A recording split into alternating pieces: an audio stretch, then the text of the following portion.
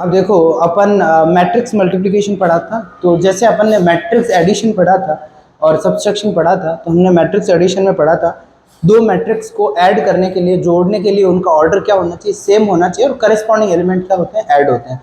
तो उसके बाद प्रॉपर्टीज पढ़ी थी एडिशन की, जैसे अपन ने ये कम्यूटेटिव लॉ पढ़ा था, एसोसिएटिव लॉ पढ़ा था, जिसको क्रम विनिमय हो गया, साचार्य हो गया, तत्समक अवयव था, जीरो मैट्रिक्स था यदि आपको याद हो तो, और ए की इनवर्स मैट्रिक होती है, प्रतिलोम मैट्रिक्स क्या होती है, ए इनवर्स होती है। तो ये चीजें अपन ने पढ़ी थी, मतलब माइनस ए होती है, ए में माइनस ए जोड़ने से क्या आ जाएगा, जीरो मैट्रिक्स आ जाएगी। तो ये चीजें हमने डिस्कस करी थी। उसके बाद मैट्रिक्स मल्टीप्लिकेशन हमने डिस्कस करा था, कैसे क्या होता है, सॉल्व करना, कुछ इंपॉर्टेंट क्वेश्चंस लिए थे। अब बात करते हैं किसकी, प्रॉपर्टीज ऑफ मैट्रिक्स मल्टीप्लिकेशन। तो इसमें भी देखो, matrix multiplication need not to be commutative, जरूरी नहीं है कि वो क्या होगा, कम्यूटेटिव होगा। क्यों? क्योंकि यदि किसी मैट्रिक्स में ए और बी ए होना जरूरी नहीं है। क्यों? जैसे ए बी ले लिया 3 3 into 4, बी ले लिया 4 into 5, तो देखो ए बी एग्जिस्ट करेगा, क्योंकि इसमें ये दो मैट्रिक्स के मल्टीप्लाई होने के लिए फर्स्ट मैट्रिक्स में नंबर ऑफ कॉलम्स और सेकंड मैट्रिक्स में रोज क्या होना चाहिए, इक्वल होना चाहिए। तो देखो इसमें कॉलम और इसमें रोज इक्वल है, तो ये एग्जिस्ट करेगा, पर बी ए एग्जिस्ट नहीं करेगा। क्यों? इसमें जो रो है और इसमें कॉलम है वो क्या है, इक्वल नहीं है। तो समझ गया ना? तो matrix multiplication need not to be commutative, तो जो मैट्रिक्स का गुणन है उसका क्रम विनिमय होना जरूरी नहीं है। अब बात करते हैं किसकी, एसोसिएटिव लॉ।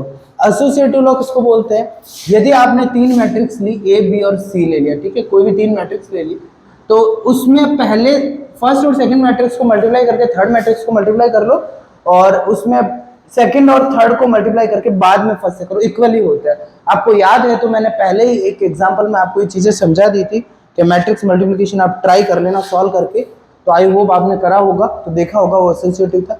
आइडेंटिटी मैट्रिक्स किसको बोलते हैं, कोई मैट्रिक्स ली ए, उसको आई से मल्टीप्लाई करना है। अब आई क्या होनी चाहिए, यदि आपका ए का ऑर्डर क्या है, ए का ऑर्डर है m इंटू एन, तो यहाँ आई मैट्रिक्स लोगे वो क्या होगी, m इंटू एन की होगी। क्यों? जो आइडेंटिटी मैट्रिक्स होती है वो एक स्क्वायर मैट्रिक्स होती है, पता है ना, तभी इसमें डायगोनल क्या होगा, 1 1। तो इनको सॉल्व करोगे तो आइडेंटिटी मैट्रिक्स से किसी भी मैट्रिक्स को मल्टीप्लाई करोगे तो वापस वो सेम ही मैट्रिक्स मिलेगी, और उसका क्या ऑर्डर होगा, m इंटू एन ही होगा, सेम मैट्रिक्स मिल जाएगी, जो ये है वही वापस मिल जाएगी। इसका एग्जांपल आपको मैंने होमवर्क दिया था, ये a है, ये i है, आपको इन दोनों का मल्टीप्लाई करना है।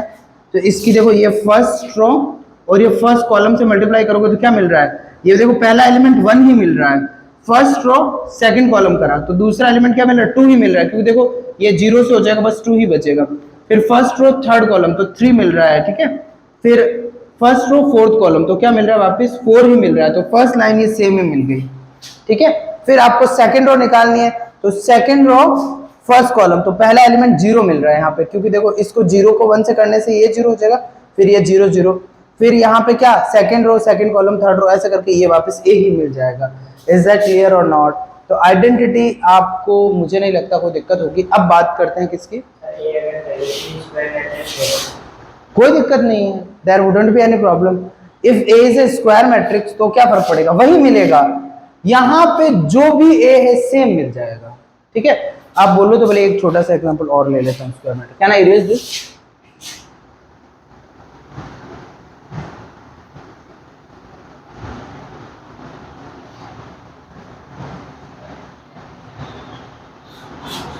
अब देखो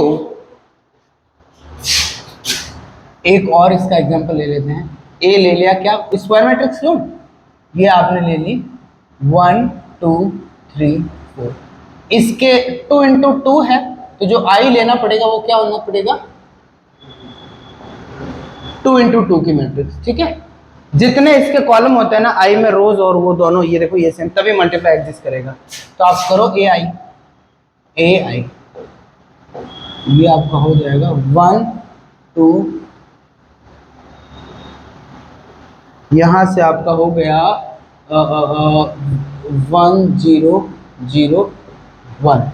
अब देखो यहां से दोनों को मल्टीप्लाई करा तो 1 को 2 से करा, यहां क्या मिलेगा बताओ, फर्स्ट रो फर्स्ट कॉलम क्या मिल गया, 1 मिल गया, फर्स्ट रो सेकंड कॉलम क्या मिल गया, 2 मिल गया।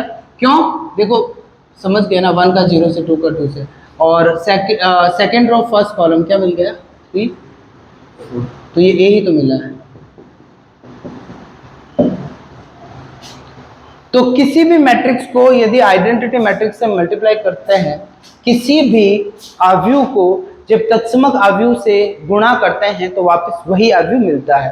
When we multiply any matrix by identity matrix we get the same matrix. Is that clear? तो यहाँ पे आपको ये प्रॉपर्टी याद रखना है।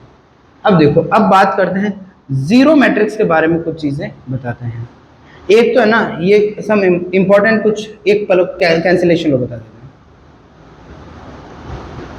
कैंसिलेशन लॉ, जिसको हिंदी में क्या बोलते हैं, निरसन नियम।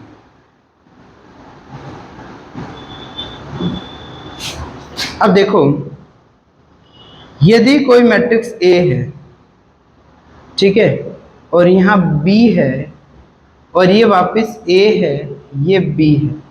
यदि कोई दो मैट्रिक्स दे रखी है ए और बी, यहाँ देखो ए सेम है, ठीक है, अरे ये तो सेम, ये ले लिया सी है। यदि कैंसिलेशन लॉ बोलते किसको है, यहाँ सेम वाली चीज हटा देना, तो ये आपका होता है कैंसिलेशन लॉ। ठीक है भाई, देखो सेम चीज कैंसिल हो जाए, ये कौन सा कैंसिलेशन, लेफ्ट वाली है ना, लेफ्ट कैंसिलेशन लॉ।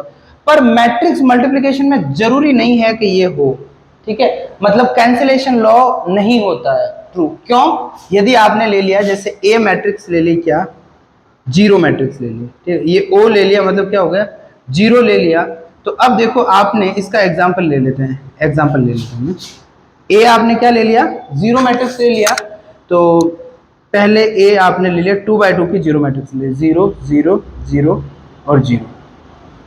और बी आपने ले लिया 1 2 1 0, और सी आपने ले लिया 0 2 3 1, ये ले लिया। अब आप देखोगे ए और बी क्या आ जाएगा, किसी मैट्रिक्स को जीरो मैट्रिक्स से मल्टीप्लाई करते हैं हमेशा क्या मिलता है, जीरो मैट्रिक्स। इसका वैल्यू मैं लिखा दूंगा, किसी मैट्रिक्स को जीरो मैट्रिक्स से मल्टीप्लाई करते हैं हमेशा क्या मिलता है, जीरो। तो ए बी भी आ रहा है जीरो, और ए सी भी क्या आ रहा है, जीरो आ रहा है। पर साथ साथ में बी और सी है वो इक्वल नहीं है। तो मतलब cancellation law need not to be true और need not to be satisfied. मतलब कैंसिलेशन लॉ का विद्यमान होना क्या नहीं है, जरूरी नहीं। इसका मतलब मैंने मैथमेटिकल लॉ लैंग्वेज में लिख दिया है, यदि ए बी और ए सी इक्वल हो तो बी इक्वल नहीं हो सकता। इसका काउंटर एग्जांपल दे दिया है मैंने ये। Is that clear? समझ में आया नहीं है अच्छे से? अब देखो, अब मुझे बताओ, एक जीरो डिवाइजर होता है, ठीक है, मतलब उसको शून्य विभाजन बोलते हैं। एक, चलो पहले मैं थोड़ा सा तुम्हें जीरो से ये भी प्रॉपर्टी लिखवा देता हूँ नोट डाल के। देखो इंपॉर्टेंट पॉइंट्स लिखो। यदि किसी मैट्रिक्स को, तुम्हें लिखने नहीं है, मैं खुद लिखूंगा। देखो यहाँ पे इंपॉर्टेंट पॉइंट,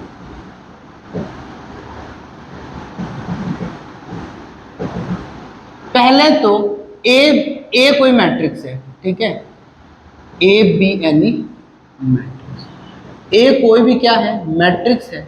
तो ए का ऑर्डर ले लिया आपने m इंटू एन।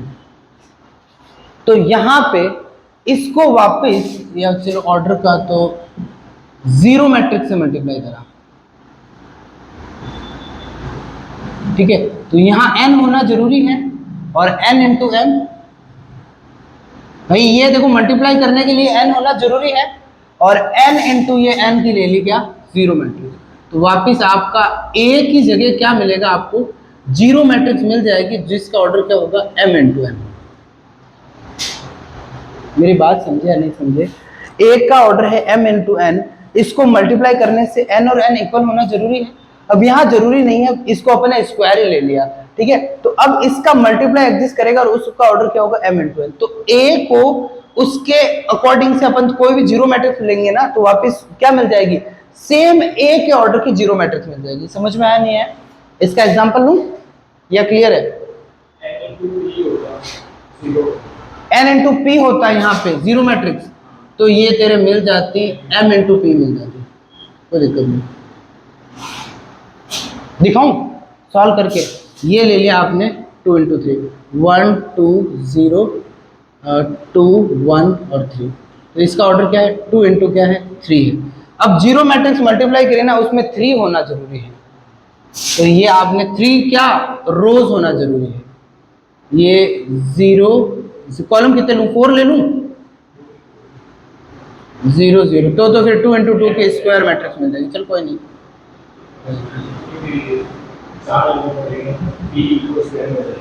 एक सेकंड, हाँ तो क्या दिक्कत है, P इक्वल टू एन, एक सेकंड, 3 इंटू 2 है ये।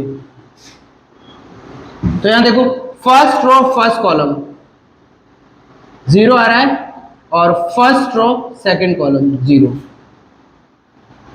First row first column 0, sorry second row first column second row, ये आ गया जी, आ गए मेरे।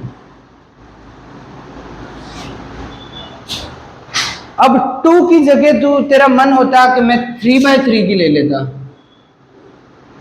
तो यहां ले लो 3 0 0 0, तो यहां ये वापस क्या मिल गया, एग्जैक्टली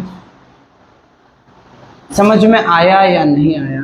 ये किसकी प्रॉपर्टी है, जीरो मैट्रिक्स की है, किसी भी जीरो मैट्रिक्स से मल्टीप्लाई, इज दैट क्लियर ना, वो अपने ऊपर है, ये तो आपने मल्टीप्लिकेशन से सीखा, पर वो बनेगी जीरो मैट्रिक्स से, इज दैट क्लियर। जैसे हमने यहाँ लिख दिया ना भाई, ए को इसको करा तो भी जीरो, इसमें समझ में आया नहीं है। और चलो इसमें आपको कंफ्यूजन हो रहा है, एक पॉइंट और, यदि ए ले लिया square matrix m into N, sorry m into M, इसमें तो कोई कंफ्यूज ही नहीं है, m इंटू एम, तो ये क्या हो जाए, ये दो चीजें। अब देखो दूसरा पॉइंट, आपने जो रियल नंबर, हाँ सारी एम सेम ऑर्डर है। अब देखो आपने एक चीज सीख रखी है कि कोई दो नंबर है, ठीक है, मैं नॉर्मल रियल नंबर में बात कर रहा हूं, कोई भी नंबर का मल्टीप्लाई है, जैसे ए कोई रियल नंबर है, ठीक है, और बी कोई रियल नंबर है, तो ए बी इक्वल टू 0 है, तो इधर ए इक्वल टू 0 और बी इक्वल टू 0, हमें पता ये भाई, कोई भी आगे पढ़ोगे तो ऐसी भी सिचुएशन आप देखोगे कि ए भी 0 है और ए भी 0 नहीं है, बी भी 0 नहीं है, ये चीजें दो जगह आती है। यहाँ पे तो सिंपल मल्टीप्लाई, एक तो बीएससी फाइनल ईयर में जहां रिंग वगैरह ग्रुप थ्योरी में आता है एब्स्ट्रैक्ट अलजेब्रा में, वहां zero divisor of a ring is without zero divisor, वहां पे होता है A dot B equal to 0, A not equal to 0, B not equal to 0। दूसरा आता है मैट्रिक्स मल्टीप्लिकेशन में, दो मैट्रिक्स का यदि मल्टीप्लिकेशन क्या हो, 0 हो, ठीक है, इट डजंट मीन, इसका मतलब ये नहीं है कि इधर ए इक्वल्स टू 0, या तो पहली मैट्रिक्स 0 होगी और या दूसरी मैट्रिक्स, दो मैट्रिक्स दोनों ए भी 0 नहीं है, बी भी 0 नहीं है, दोनों का प्रोडक्ट क्या हो सकता है, 0 हो सकता है। इसका एक एग्जांपल, ए ले लिया आपने 1 0 0 0, बी ले लिया 0 0 0 2, दोनों नहीं है, ए बी निकालो, first row first column 0, first row second column 0, second row second column 0, समझ गए ना।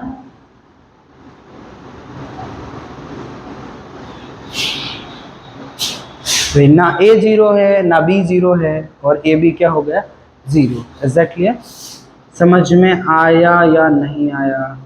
ये किसका एग्जांपल दिया, ए कोई दो मैट्रिक्स का प्रोडक्ट या हो 0 हो, तो जरूरी नहीं है कि आप डायलॉग मार दोगे ए भी 0 होगा बी भी 0 होगा, रियल नंबर में ये चीजें हैं, पता है ना। कैन आई रेज दिस, अब अपन ने कैंसिलेशन लॉ, एक डिस्ट्रीब्यूटिव लॉ भी होता है, बंटन नियम होता है।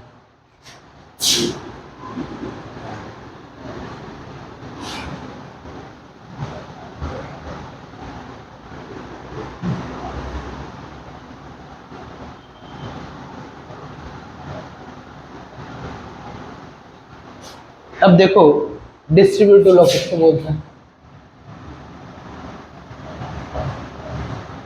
डिस्ट्रीब्यूटिव लॉ, हिंदी में इसको क्या बोलते हैं, बंटन नियम। देखो यदि यहाँ पे एक होता है left distributive law, left distributive law, और दूसरा होता है राइट डिस्ट्रीब्यूटिव लॉ। यदि आपकी ए मैट्रिक्स है बी प्लस, ये राइट है, और ये यहाँ पे ए प्लस बी और फिर बाहर कर दिया सी। डिस्ट्रीब्यूटिव लॉ क्या बोलता है कि ए डॉट बी और ए डॉट सी, और यहाँ पे ए डॉट सी और बी डॉट सी। यदि ये चीज दो मैट्रिक्स को ऐड करके, दो मैट्रिक्स को ऐड करके फिर मल्टीप्लाई करो, और या फिर समझ गया ना, मल्टीप्लाई करो फिर ऐड करो। समझ गया या नहीं? अब इसका भी तुम्हें एग्जांपल दिखा देता हूँ। कोई भी एक एग्जांपल ले लिया, ए ले लिया जिससे आपने 1 2 0 1, बी ले लिया 0 1 2 3, सी ले लिया 1 1 2 3। तीनों अलग हैं। अब देखो पहले इसकी क्या करते हैं, मैं राइट डिस्ट्रीब्यूटिव लॉ चेक कर रहा हूँ, तो पहले लेफ्ट हैंड साइड निकाल लेते हैं, ठीक है। फिर राइट हैंड साइड निकाल देंगे, दोनों इक्वल आ गए तो क्या बोल दोगे, डिस्ट्रीब्यूटिव लॉ सेटिस्फाई कर रहा है, नहीं आई तो नहीं कर रहा है। तो पहले बी प्लस सी निकालो। अब यू आर स्मार्ट नाउ, सीधा मैं लिख रहा हूँ, पहले ए लिख रहा हूँ, ठीक है, 1 2 0 1, and you are smart now, so we can directly write down b plus c. B plus c बता दो, करेस्पॉन्डिंग दो मैट्रिक्स के ऐड होने के लिए करेस्पॉन्डिंग एलिमेंट ऐड होते हैं, फर्स्ट रो फर्स्ट कॉलम ये, यहाँ 1 2 4 6 हो जाएगा। तो इसको फिर मल्टीप्लाई करो, फर्स्ट रो फर्स्ट कॉलम, तो क्या मिलेगा बताओ, ये आपका 1 और 8 9, भाई 1 को 1 से, यहाँ फर्स्ट रो सेकंड कॉलम तो 2 हो गया और 12 14, भाई 2 और ये 12 14, second row first column 4, second row और 6। ये कौन सी साइड आई है, लेफ्ट हैंड साइड आई है। अब राइट हैंड साइड करते हैं। पहले अब सीधा किसको मल्टीप्लाई करके लिख देते हैं, ए डॉट बी, तो इन दोनों का मल्टीप्लाई सीधा ही लिखना है, पहले ये पूरा लिख देंगे फिर ये पूरा लिख देंगे, फिर दोनों को सीधा साथ में ही देख लेंगे, तो थोड़ा टाइम की बचत करते हैं। ए बी क्या हो जाएगा, इसको इससे फर्स्ट रो फर्स्ट कॉलम क्या आया 4, फिर क्या आया फर्स्ट रो सेकंड कॉलम क्या हो गया 7, फिर सेकंड रो 2, गुड, ये 7 है ना, ये क्या निकला है ए बी, फिर क्या निकालते हैं ए सी, फर्स्ट रो फर्स्ट कॉलम कितना, भाई ये 1 से 1 हो गया और ये 4 5, और फर्स्ट रो सेकंड कॉलम तो 1 और 6 7, और फिर सेकंड रो 2, और फिर एक सेकंड, पूरा क्या लाना है 6 लाना 3, मैंने ये देख लिया कि यहाँ पे 6 लाना है, यहाँ 3 है। Is that clear? दोनों को ऐड करके देखो, 4 और 5 9, 7 और 7 14, 2 और 2 4, 3 और 3 6। मतलब क्या बोलोगे, matrix multiplication is distributive, it satisfied distributive law. दूसरा वाला क्या आप चेक कर सकते हो, वो खुद आपका होमवर्क है। तो मतलब क्या हो जाएगा, इट सेटिस्फाई।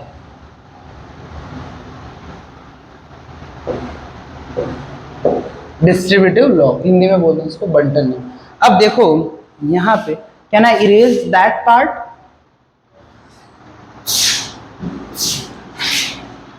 आपने डायगोनल मैट्रिक्स पढ़ी है, ठीक है, क्या पढ़ा है बताओ, डायगोनल मैट्रिक्स। ये भी एक इंपॉर्टेंट पॉइंट में, product of two diagonal matrix is again a diagonal matrix. कोई दो डायगोनल मैट्रिक्स को मल्टीप्लाई करते हैं तो वापस क्या मिलता है, डायगोनल मैट्रिक्स ही मिलता है। अब मुझे बताओ डायगोनल मैट्रिक्स बोलते किसको है, very good, it is a square matrix whose all the non diagonal elements are 0। ये वह वर्ग मैट्रिक्स है जिसके विकर्ण अवयवों के अतिरिक्त सभी अवयवों का मान क्या होता है, 0 होता है, शून्य होता है। तो यहाँ पे अब यहाँ पे आओ, नोट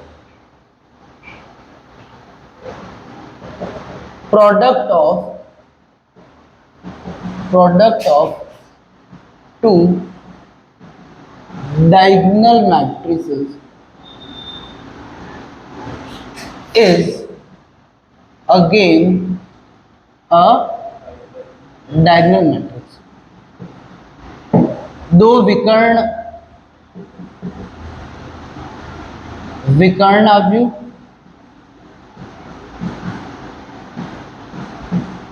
और इनटू क्या करा, विकर्ण अवयव, तो मिलेगा भी क्या, विकर्ण। ठीक है, इसका एग्जांपल लेते हैं। लेट ए आपने मैट्रिक्स ले ली, ए बी सी 0 0 0 0 0, कहां पे, अब यहां लिखा B X Y and Z 0 0, आपके मार्क्स आपके मार्क्स आपके मार्क्स आपके मार्क्स। ठीक है, अब देखो यहां पे ए डॉट बी करा, इसका मैं बताऊंगा आपको फायदा क्या होगा। पहले तो अपन इसको अप्लाई करते हैं। फर्स्ट रॉ हमेशा ना ये जरूर करना, एक यहाँ पे रो बना दो, इससे पता है इसको रो की सेंस में देखना है। एक यहाँ हमेशा क्या बना दिया करो, कॉलम। एमसीक्यू आए ना तो भी आप सीधा पेन से ड्रॉ कर देना, मतलब इसकी रो को ध्यान देना है, उसका कॉलम यहाँ से पूरा फर्स्ट बन जाएगा। इसको इससे मल्टीप्लाई क्या मिला, ए एक्स मिला, फिर इसको इससे मल्टीप्लाई करा, क्या मिला, first row second column 0, first row third column 0। Is that clear? फिर second row first column 0 b y, फिर क्या 0 0 0 सी Z.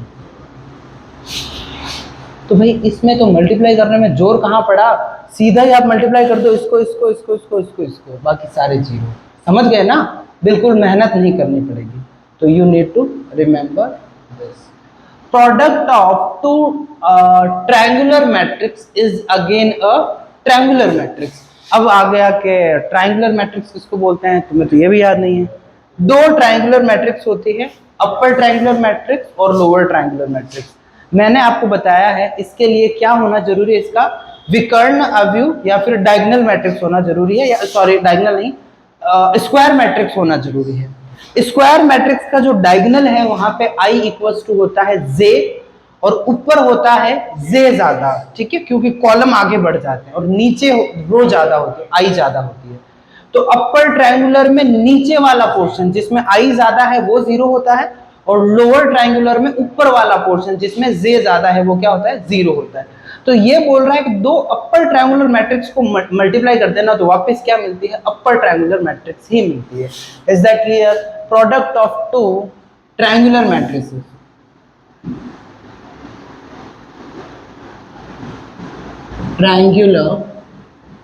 Matrices is again a triangular matrix। अब मैं अपर और लोअर दोनों साथ में नहीं बता रहा, विकर्ण की जगह क्या हो जाएगा, त्रिभुजाकार अवयव, मतलब triangular matrix again a triangular matrix, मतलब त्रिभुजाकार अवयव का जो गुणन होता है वो हमेशा क्या मिलेगा, त्रिभुजाकार अवयव ही मिलेगा। Is that clear? एक एग्जांपल मैं करवाऊंगा, एक आपको खुद को करना है। मैं अपर का करवा देता हूं या लोअर का, पहले लिखता हूं, तुम आइडेंटिफाई करना ये कौन सा है।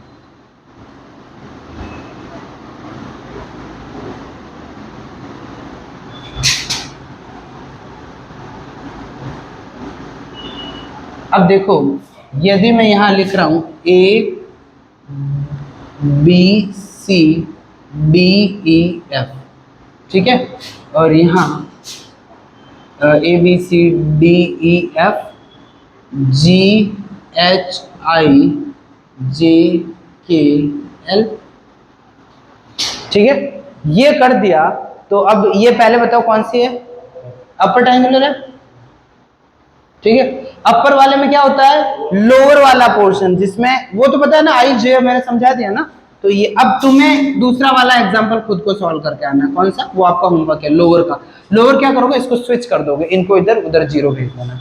अब मुझे बताओ ए डॉट बी क्या होगा?